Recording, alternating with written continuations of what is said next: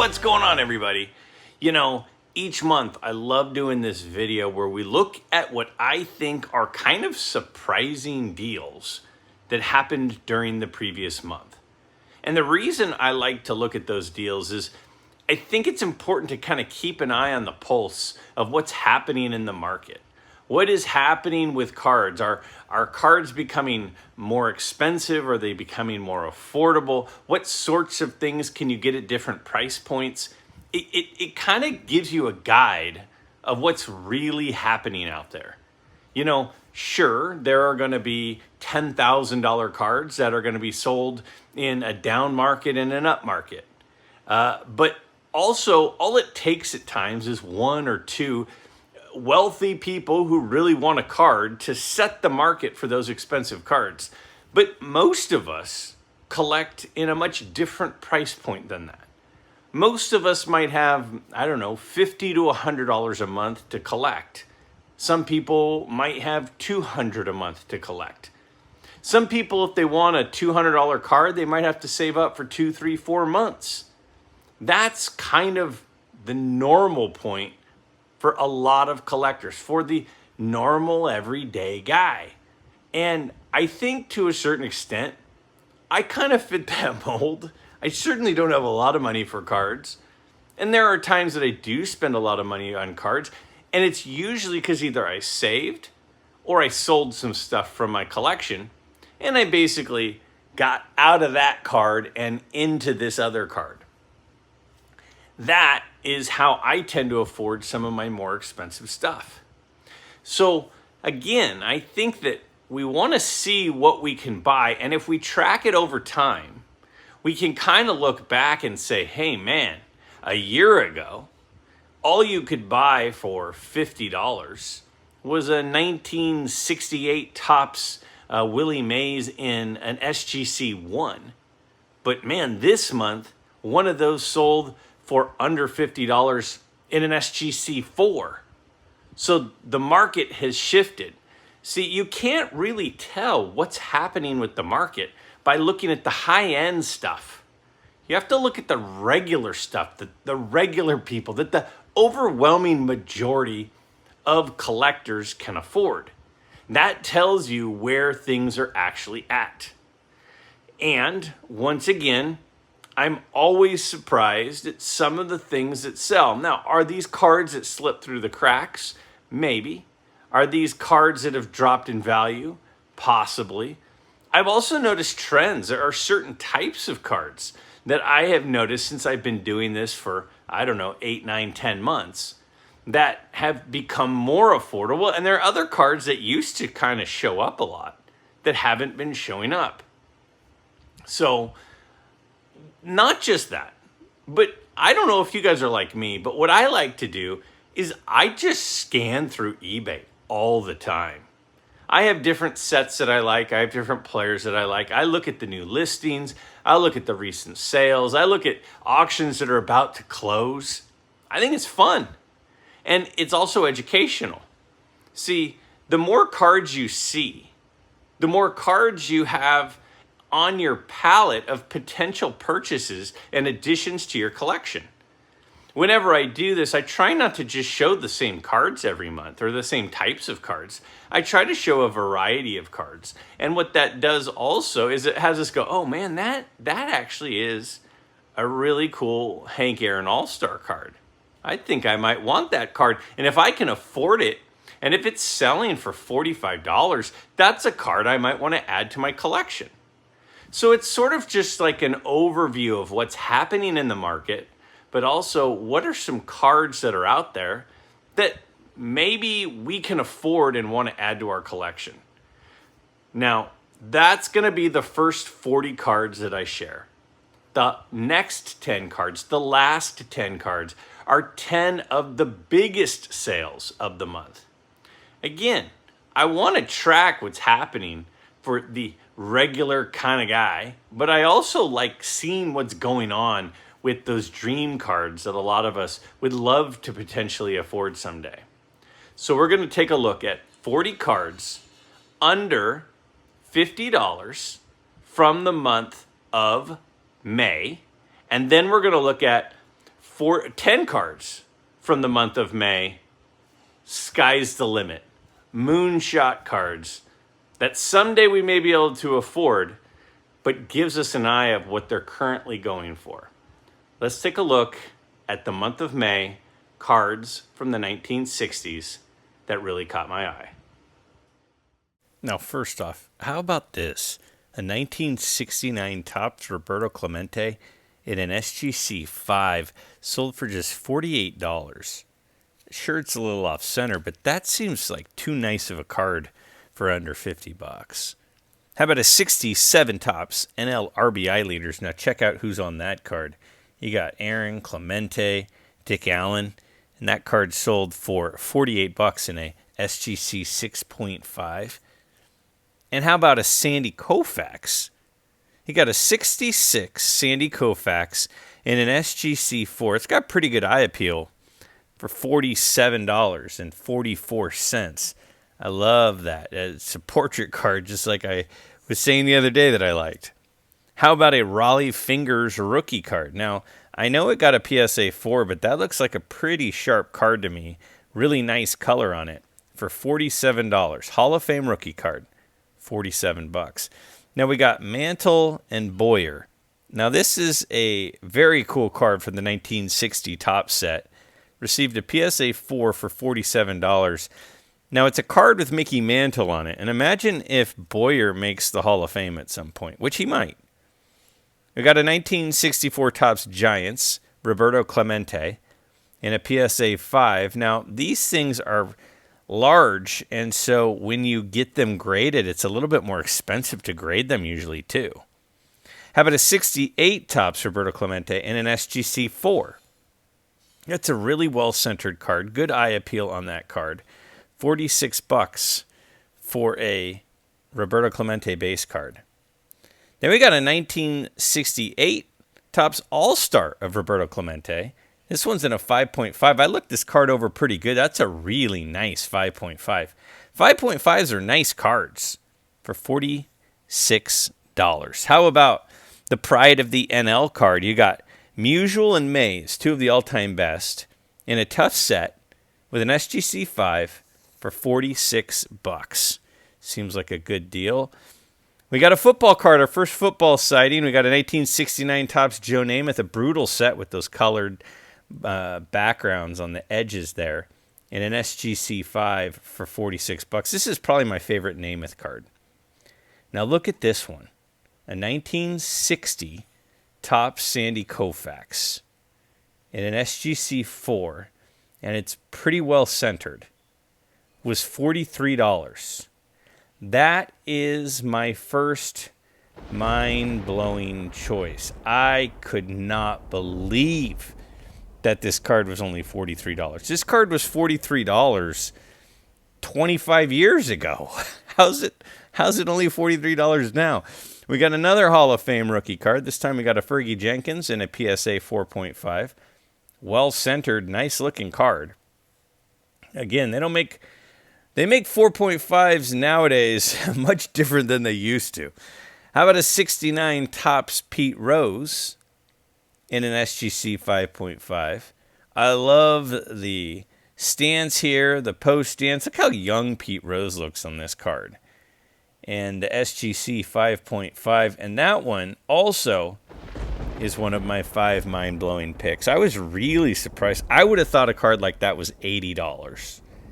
Now, does it always go for $42? Maybe, but it seems crazy if that's the case. All right, we got another football card. This time we got a 69 Topps Bart Starr in an SGC 6. You got a Bart Starr, well-centered, great color, SGC 6 for under $42. Whitey Ford, who for whatever reason doesn't get as much love as he deserves. You got a 61 Topps Whitey Ford in a PSA 6 for $41. That's a newer grade. That's a really sweet card. Now, Larry Zonka, we got a Hall of Fame football rookie card in a SGC 5. He's signing at the National. I mean, that's a nice-looking card. I could see buying that card, cracking it out, getting it signed at the National. That would be sweet. How about a 1964 Topps stand-up Harmon Killebrew in an SGC 4.5, that with these borders and the material, these are kind of hard to find in high grade. And that one looked sweet for $40. How about a card with Willie Mays and Orlando Cepeda on it? We got the SGC 5 1964 Topps Giant Gunners for $39.75. How about a pretty early Bart Starr? This is Bart Starr's fourth card. His rookie card is in the 57 set. And this is an SGC 6, well-centered, for under $40. That's crazy.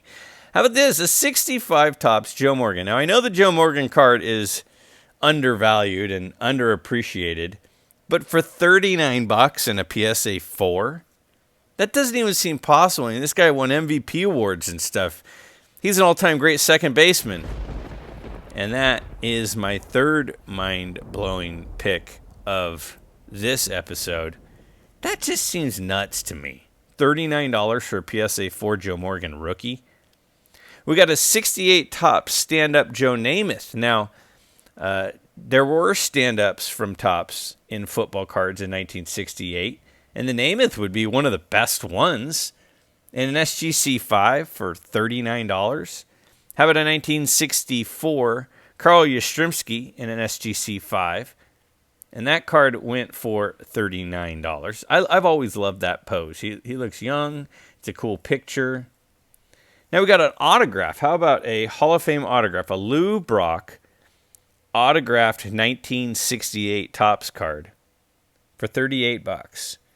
Now, the autograph authentication is not too much less than that.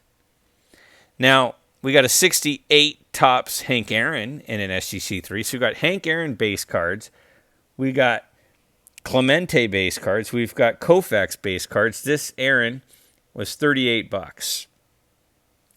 Now, this looked like a really sweet-looking card to me from the pictures. It's the 1962 Topps Hank Aaron All-Star in an SGC 5 for $36.88. That's a brutal set. A 5 in that set is a good card. And that's why it got my fourth mind-blowing choice of this month from the 1960s. Then we got the 68 Topps Tom Seaver in a PSA 4 for $36.35. I think this is a very memorable card. It was on the YouTube Baseball Card Hall of Fame ballot this year. How about the 69 Topps Johnny Unitas in a 6? An SGC 6 for $36. I mean, a common in a 6 is worth a decent amount. How is it Johnny Unitas only $36? How about the 68 Topps game? Roberto Clemente in a PSA 6. These are notoriously off-center, so it's hard to get them in good grades. And this Clemente in a 6 sold for $35. The 1967 Topps Fence Busters with Mays and McCovey, two Hall of Famers, in an SGC 5 for $34.55. Again, anytime you got a card with a guy like Willie Mays on it for that is crazy. How about a 68 Topps base card of Willie Mays in a PSA 3 for $34.02? Again, Mays base cards from the 60s for under $35. We got another Bart Starr. We got a 1965 Philadelphia Bart Starr in an SGC 5. I'm telling you guys, vintage football cards are super cheap. Will they always be cheap? Maybe. We got a 1962 Willie Mays All-Star. Again, these 62 cards are tough. It's a little OC, but it's $31 in the PSA 4 holder from Willie Mays. That is a nice looking one. How about a 1960 Topps Hank Aaron All-Star in SGC 4? Look at the centering and the eye appeal on that card of Hank Aaron for $31. I mean, in 2000, raw, it would have sold for something like that. We got a 67 Topps Jim Palmer autographed card. We got his second-year card autographed in a PSA holder for $30. How about the 69 Topps Brian Piccolo in the SGC 4.5. He is the focus of the movie Brian Song with Gale Sayers, and it sold for $29.77. Again, a tough set. That 69 Topps set is tough. Then we got a 68 Topps Hank Aaron All-Star in SGC 5. So you have a Hank Aaron All-Star in an SGC 5 for $27.88. Is it just me, or is that crazy? How about a 66 Philadelphia Mike Ditka? I think this is his fourth card, if I'm not mistaken, and a PSA 6, really well centered, great eye appeal, one of the best tight ends of all time. Here we've got the 64 Topps Giants. We saw one of those earlier from Clemente. This is a Yastrzemski in an SGC 7 for $21.50. It's more than that to grade it, literally. And then we got a 64 Topps Tommy John in SGC 5. I'm telling you, I really think he's going to end up in the Hall of Fame. And his rookie card in an SGC 5 is $18.50. Just about the cost of the grading. And that absolutely blows my mind that it could be that cheap. It's a really nice looking card. And then we got a Jerry Lucas, a 69 Topps Jerry Lucas in an SGC 4.5. Now, I'm pretty sure this is his rookie card. Jerry Lucas rookie card in the SGC 4.5 holder for $17.27. My goodness. Basketball cards and football cards are so cheap. All right, let's take a look at the 10 May Moonshots. These are 10 big cards from the 1960s that sold this month. We got a 61 Fleer Wilt Chamberlain and an SGC 5. This is a Wilt Chamberlain rookie card. And it was a buy it now best offer and ended up selling for $4,000. Man, I would love to have a Wilt Chamberlain rookie card someday. It's such a cool looking card. That's such a great set. And somebody paid $4,000 for that one. Next, we have a 69 O-Pee-Chee Johnny Bench in a PSA 9. A lot of people, this is one of their favorite Johnny Bench cards. And it sold for $47.75. Now, on the listing title, there's a year error. It says 72. It sold for $47.75. So I'm wondering, did it sell for that because of the listing error? I don't know, but that the O-Pee-Chee is obviously significantly rarer. How about a 1960 Topps Roger Maris in a PSA 9? A 9 from the 1960 set. And that Roger Maris sold for just under $5,000. $49.95. Man, there are not. I wonder what the pop report is on a 1960 Topps Roger Maris in a PSA 9. I bet there are not many. And that's a cool card. How about the 63 Topps Mickey Mantle? Again, the 63 Topps set is a really tough set, condition sensitive with the border on the bottom and centering issues. That's a PSA 8, and it sold for $5,559 for the mantle. Again, if you're trying to put together a top-tier mantle run, these cards aren't going to come up very much. So when they do, you got to pay up for them. How about a Bobby Orr rookie card? Again, the wood border on these makes them very condition sensitive. This is a PSA 5. Sold for $6,550. Look how young he looks there. That's an incredible card. That is one of the top hockey cards of all time. If you're a hockey collector, that's a must-have for the collection. How about a 63 Topps Pete Rose rookie card? This one's a little OC, maybe 60-40, 65-35 maybe, and a PSA 8. Sold for $10,000. That's a big price, but it's such a sought-after card from collectors, that Pete Rose rookie, and again, so condition sensitive. We got a 1960 Topps Mickey Mantle in a PSA 8. And that sold for $11,500. Look at well-centered card, great color. $11,500 for the 8 mantle. This is actually one of my favorite mantle cards, the 1960 Topps. It's just so simple, but the landscape being on its side is very cool. All right, 3 more. How about the 69 Topps Lou Alcindor? So this is Kareem's rookie card, and it's a PSA 8. Sold for $19,375. That's a big card. I mean, if you're putting together your all-time great basketball team, a lot of people would have him in the running to make that top 5. And it's a big card. How about a 1969 Topps Reggie Jackson rookie card in an SGC 9, and it looks flawless. $25,000. There are not going to be too many Reggie Jackson rookie cards nicer than that one.